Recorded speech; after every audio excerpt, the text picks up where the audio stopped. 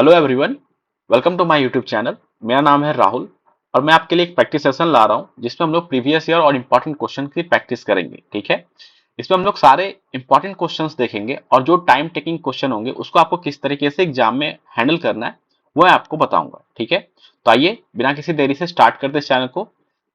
Okay, देखिए first question है, there are three taps of diameter 2 centimetre, 3 centimetre, 4 centimetre respectively. The ratio of the water flowing through them is equal to the ratio of the square of diameter. The biggest tank can fill an empty tank alone in 81 minutes. If all the taps are open simultaneously, then how long will take the tank to be filled?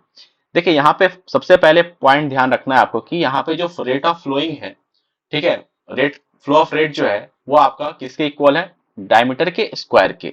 ठीक है, तो rate जो है वो आपका directly proportional है diameter के square के। सबसे पहले आपको ये ध्यान रखना है। ये क्लियर हो गया? नेक्स्ट देखिए, यहाँ पे जो आपके पास तीन टैप है तो मैं यहाँ पे tap one, tap two, tap three ले रहा हूँ और इसका डायमीटर आपको गिवन है 2, 3, 4।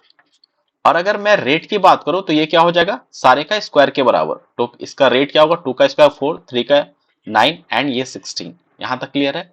हमारे पास रेट आ चुका है और कहा जा रहा है जो सबसे बड़ा टैप है उसको फिलअप करने में 81 मिनट लग रहा है टैंक को।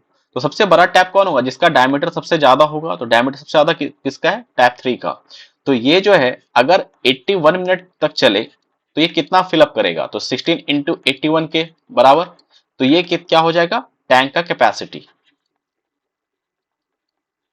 ठीक है, अब हमारे पास टैंक का कैपेसिटी आ गया और कहा जा रहा है कि अगर तीनों मिलके काम करें तो कितने टाइम में फिलअप हो जाएगा। तो अगर तीनों का रेट को अगर हम लोग सम करेंगे तो tap T1 plus T2 T3 को, तो ये कितना हो जाएगा? 4 प्लस 9 प्लस 16। ठीक है, तो ये 29 के इक्वल होगा।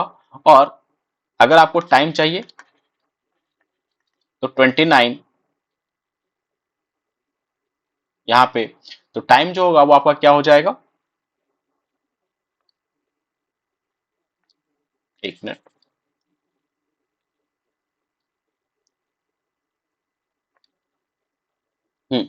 तो कैपेसिटी से आप जब यहाँ पे डिवाइड कर देंगे रेट को तो आपका टाइम आ जाएगा। 16 से अगर आप 81 को मल्टीप्लाई करते तो यहाँ पे 16 16 एरिया 128 एंड यहाँ पे आएगा 129 बाई 20। ठीक है, तो नेक्स्ट आप यहाँ पे अगर आप 29 से डिवाइड करते हैं 1296 को, तो 29 इंटू 4 कितना होता है? 116 होता है एंड ये हो जाएगा आपका कितना? 136। फिर आप 4 टाइम, क्योंकि 145 होता है 5 टाइम, तो ये 16 आएगा, यहाँ पे 20 हो जाएगा। तो इस क्वेश्चन का आंसर कितना हो जाएगा? 44 इज टू 20 अपॉन 29। ये आपका आंसर होगा। ठीक है, तो इस तरीके से आपको फर्स्ट क्वेश्चन सॉल्व करना है। अब मूव करते हैं सेकंड क्वेश्चन। देखिए ये क्वेश्चन काफी अच्छा है और ये कॉन्सेप्ट बेस्ड क्वेश्चन है। ठीक है, ABC are three points that AB equal to 9, BC equal to 11 and AC equal to 20। The number of circle passing through the point ABC is. ठीक है, तो सबसे पहले इसमें जो कॉन्सेप्ट हम लोग यूज करेंगे वो क्या है कि अगर आपके पास एक ट्राइंगल फॉर्म करना है, ठीक है, मान लीजिए एक ट्राइंगल आपके पास ABC। ठीक है, तो अगर आप यहाँ पे अगर ये ट्राइंगल फॉर्म होगा तो प्रॉपर्टी क्या यूज होगा कि कोई भी एक साइड जो है वो दोनों साइड के डिफरेंस से बड़ा होगा और सम से छोटा होगा। एक ये कॉन्सेप्ट आपको ध्यान रखना है। ठीक है, यहां तक क्लियर है? अब देखिए अगर आप एक और बात, सर्कल पे कोई भी 3 पॉइंट ले लीजिए, रैंडमली आप कोई भी एक 3 पॉइंट लेंगे तो क्या होगा? हमेशा एक सर्कल फॉर्म करेगा। ठीक है, एक सर्कल का फॉर्मेशन होगा। ये क्लियर है? तो अब देखिए यहाँ पे अगर यहाँ पे कहा जा रहा है कि 3 पॉइंट है ABC सर्कल पे, तो मान लीजिए हमने एक सर्कल ले लिया ABC। ठीक है, इसको आप मिला दीजिए ABC। ये हो गया 9, ये 11 और ये 20। तो ये एक ट्राइंगल फॉर्म करना चाहिए। बट अगर आप यहाँ पे देखें तो मान लीजिए मैं यहाँ पे ले रहा हूँ 9 मीन्स 20 जो होना चाहिए वो 11 और 9 के डिफरेंस से बड़ा होना चाहिए, 11 माइनस 9। ठीक है, और ये छोटा होना चाहिए इसके सम से, 11 प्लस 9 से।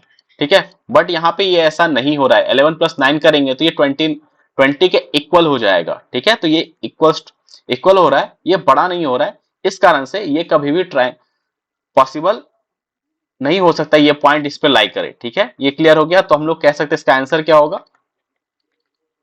0 हो जाएगा।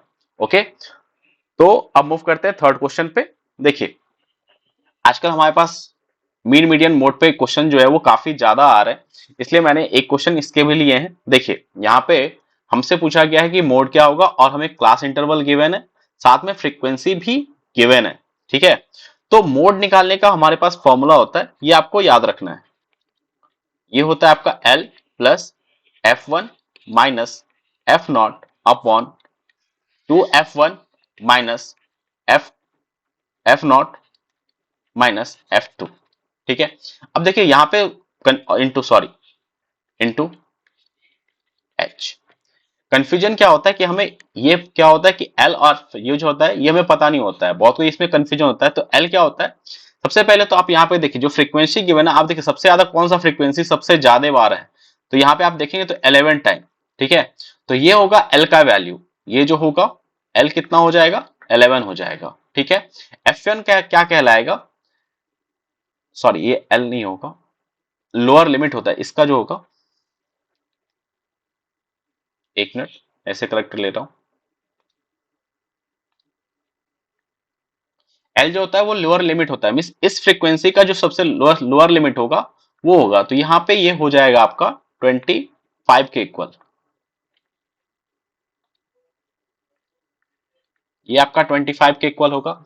सेकंड देखिए F1 जो होगा वो क्या होगा, F1 जो होगा ये फ्रीक्वेंसी जो है इसका ये हो जाएगा F1। ठीक है, F0 क्या होगा, इससे पहले वाला जो होगा ये होगा आपका F0, F0 9 होगा। एंड F2 कितना होगा, ये आपका इसके बाद वाला जो होगा वो F2 कहलाएगा, एंड ये F2 जो है वो 10 है।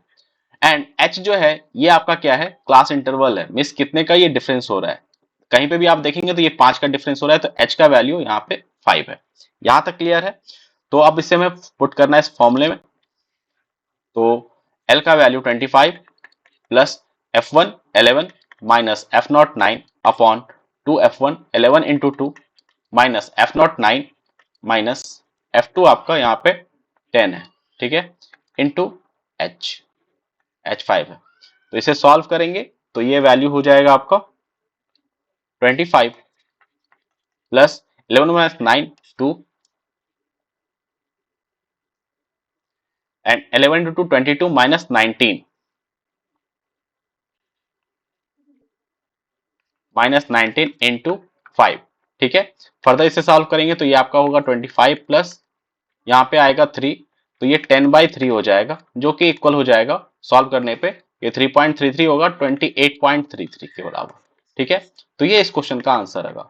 अगर आपको देखिए आपके पास अगर टाइम कम है, ठीक है, तो अगर आप इसके ऑप्शन को देखेंगे, ठीक है, तो सबसे पहले आप देखिए जब भी मोड निकालना है तो आपको फ्रीक्वेंसी देखना सबसे ज्यादा कौन रिपीट हो रहा है, तो 11।